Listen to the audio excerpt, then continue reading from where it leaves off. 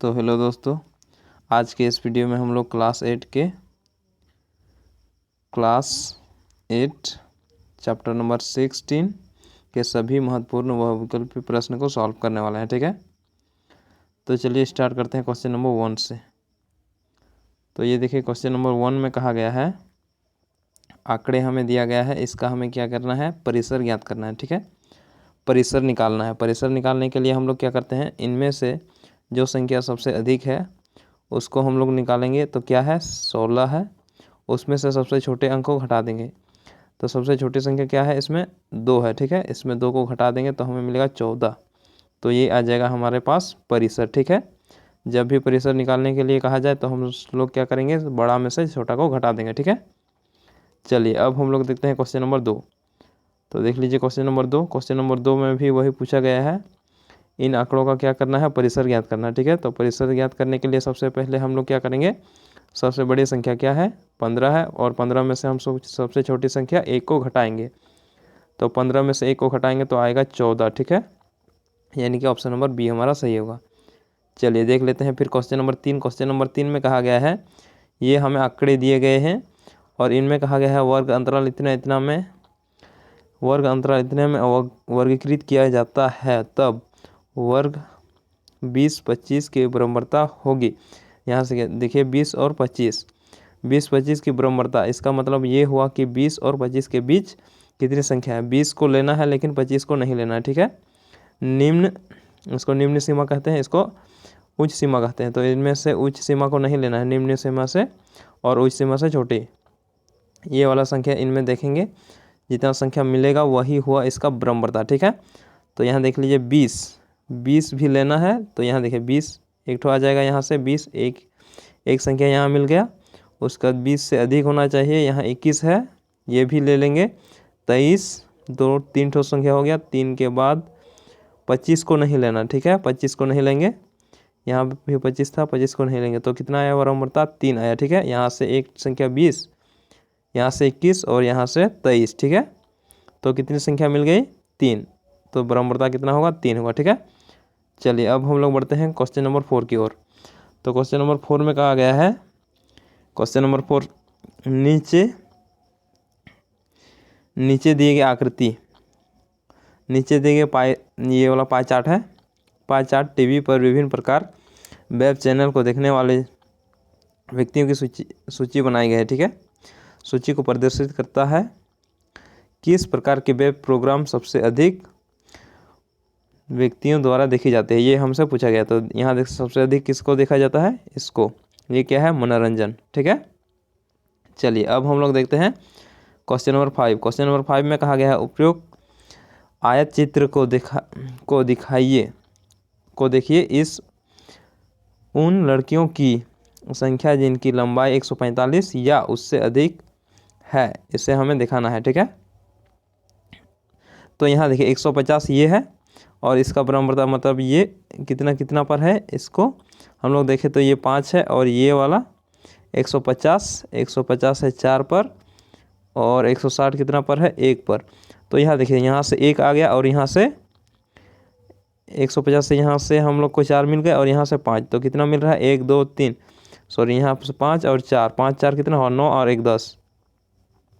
तो कितने लड़की हैं, 10 लड़की हैं जो 145 या उससे अधिक। तो यहाँ देखिए 145 ये हुआ, उसके बाद 50 ये होता है, उसके बाद ये 60। तो ये तो इससे अधिक है, तो इसको हम लोग सबको ऐड कर देंगे। तो यहाँ है 5, यहाँ है 4, यहाँ है 1, तो कितना आ रहा है, 10। इसलिए ऑप्शन नंबर बी हमारा सही होगा। ठीक है, चलिए अब देखते हैं क्वेश्चन नंबर 6। क्वेश्चन नंबर 6 में कहा गया है, किसी आयत चित्र में एक आयत की ऊंचाई दर्शाती है।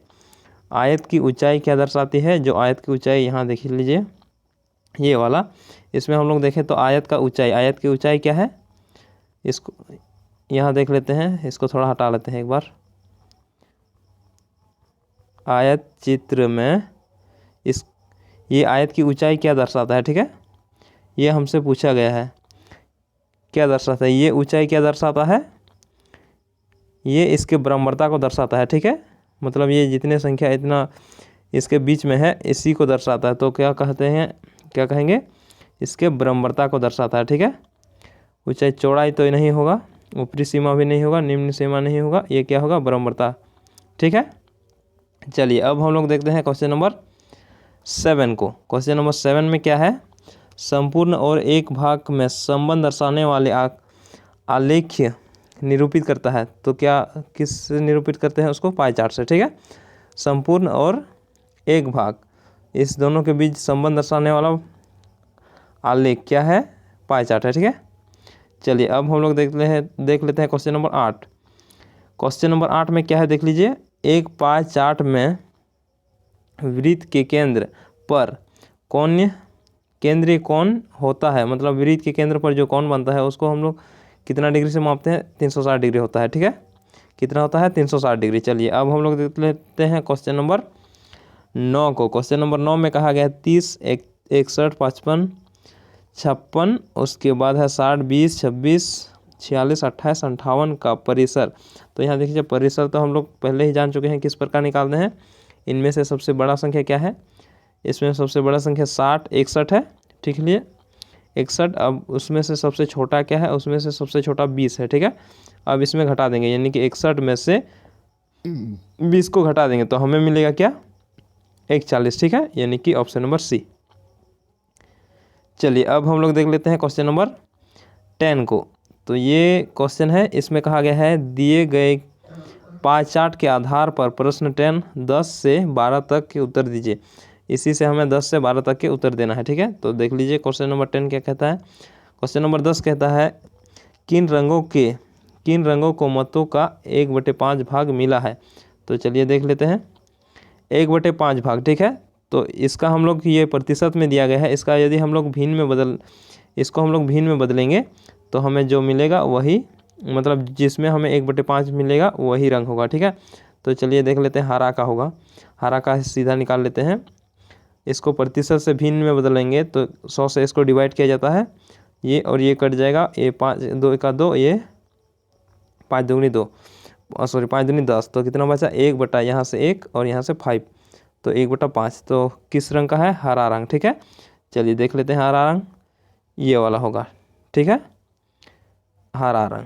चलिए अब हम लोग देखते हैं क्वेश्चन नंबर 11। क्वेश्चन नंबर 11 में कहा गया है यदि कुल विद्यार्थी 400 तो मतदान किए तो, यानी कि कुल विद्यार्थी कितने थे, 40 थे, सॉरी 400 विद्यार्थी थे, तो कितने विद्यार्थी ने अपने पसंद का रंग अन्य मतों को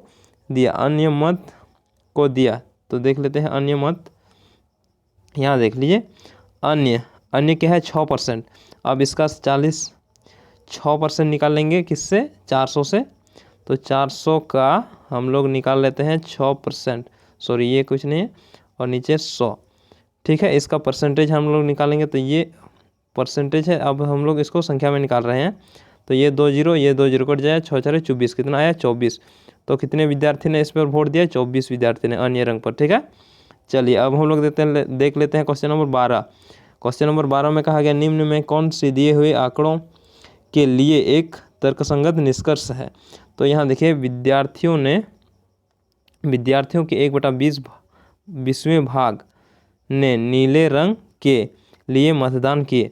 नीले रंग के लिए 1/20 भाग, देख लेते हैं, नीले रंग के लिए 1/20 भाग। तो नीले रंग क्या है, नीले रंग यहाँ रह गया, नीले रंग 1/20 कह रहा है, तो हम लोग नीले रंग का यदि प्रतिशत से इसे भिन्न में बदलेंगे तो 25/100, और ये कट जाएगा 25 1 25, 25 4 100, यानी कि 1/4, और हमें कहा गया है 1/20, तो ये गलत हो रहा है। ठीक है, इसलिए हम लोग इसको, ये तर्कसंगत नहीं है उसके अनुसार।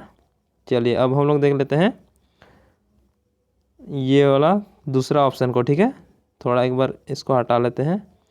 चलिए तो दूसरा ऑप्शन में क्या है, ये वाला तो गलत हो गया, चलिए ये वाला ऑप्शन गलत हो गया। अब दूसरा ऑप्शन, हरा रंग सबसे कम पसंद किए जाते हैं, देख लेते हैं, हरा रंग सबसे कम पसंद किए जाते हैं। तो देख लीजिए हरा रंग कौन वाला है, ये वाला, ये 20%, ये तो 14% उससे कम है, तो ये तर्कसंगत भी गलत है। ठीक है, हरा रंग इससे ज़्यादा है, पीला रंग सबसे कम है, सबसे कम अन्य है। ठीक है, तो चलिए देख लेते हैं, ये ऑप्शन भी गलत हो गया। ठीक है, इसका मतलब ये भी गलत है। हरा रंग के लिए मतदान करने वाले विद्यार्थियों की संख्या पीले रंग के लिए मतदान किए करने वाले विद्यार्थियों की संख्या के दोगुनी है। हरा रंग के लाल रंग, यहाँ कहा गया लाल रंग और पीले रंग के लिए मतदान की करने वाले विद्यार्थियों की संख्या दोगुनी है। मतलब लाल रंग के जो पसंद किए हैं विद्यार्थी द्वारा वो उसके दोगुने हैं। तो यहाँ देखिए दोगुने तो नहीं हो रहा है, ये 14 है और ये 35 है, तो ये दुगने, ये भी तर्क संगत नहीं है। चलिए अब हम लोग देख लेते हैं ऑप्शन नंबर डी, ये गलत है। यहाँ ऑप्शन नंबर डी को हम लोग ने नहीं ऐड किया है। यहाँ देख लीजिए ऑप्शन नंबर डी, थोड़ा वहाँ स्पेस कम था यानी कि जगह कम था इसलिए।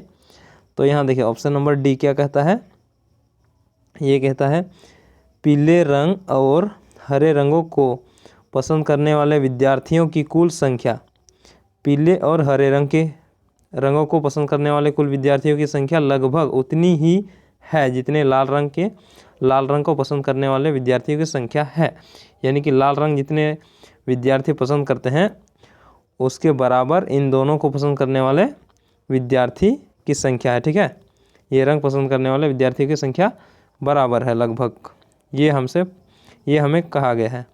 तो देख लेते हैं लाल रंग और हरे रंग और पीले रंग को मिलाकर इसके बराबर। ठीक है, तो यहाँ देखिए हरा रंग या पीला देख लेते हैं एक बार,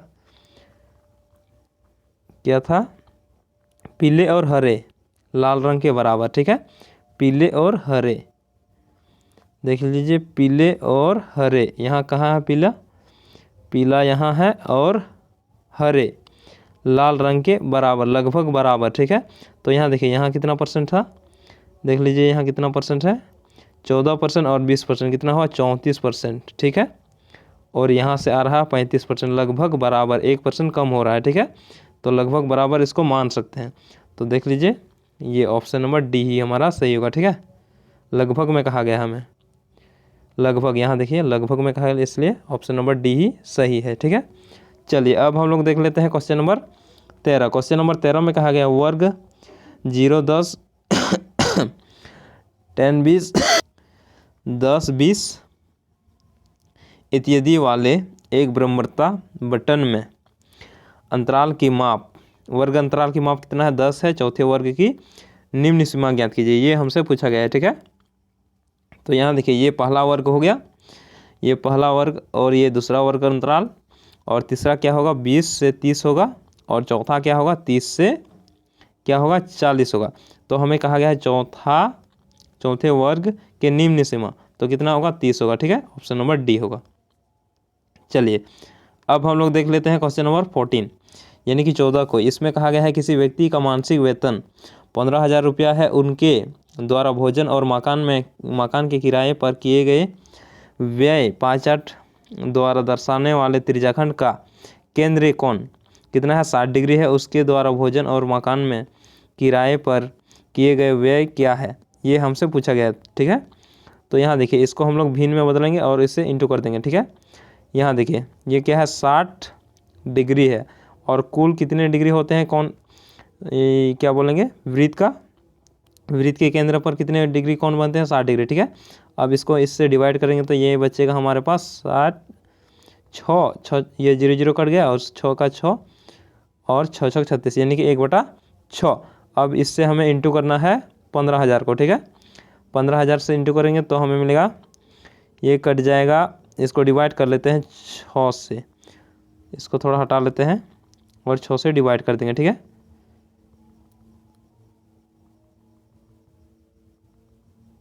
यहाँ देखिए 6 से डिवाइड करेंगे क्या है 15,000 को हम लोग 6 से डिवाइड करेंगे, तो 6 का 6, 6 दूनी 12 हो जाएगा, 12 फिर 3 तो 30, 6 पंचे 30, ये 0 आ जाएगा, और ये 2 0 बच रहा है, तो ये कितना आया 2 5 और 2 0 यानी कि ये आ जाएगा, कितना आ जाएगा 2500। ठीक है, तो ऑप्शन देख लीजिए कौन वाला ऑप्शन सही होगा, सी। ठीक है, 2500। चलिए अब हम लोग देख लेते हैं नेक्स्ट क्वेश्चन। तो नेक्स्ट हमारा है आंकड़ों के दो समूह को एक साथ दर्शाने वाला आरेख को हम लोग क्या कहते हैं। ठीक है, आंकड़ों को यदि आंकड़ों के दो समूह को एक साथ दर्शाया जाता है तो उस आरेख को हम लोग क्या कहते हैं, तो उसे हम लोग क्या कहते हैं, द्विदंड। ठीक है, चलिए तो ये था हमारा कुछ क्वेश्चन, इंपॉर्टेंट क्वेश्चन था जो कि आपको एग्जाम में हेल्प करेगा। तो उम्मीद करते हैं आप लोगों को समझ में आ गया होगा, और नेक्स्ट वीडियो में हम लोग इसके अगला चैप्टर को हम लोग देखेंगे। ठीक है, तो चलिए आज के वीडियो में इतना ही, फिर मिलते हैं नेक्स्ट वीडियो में।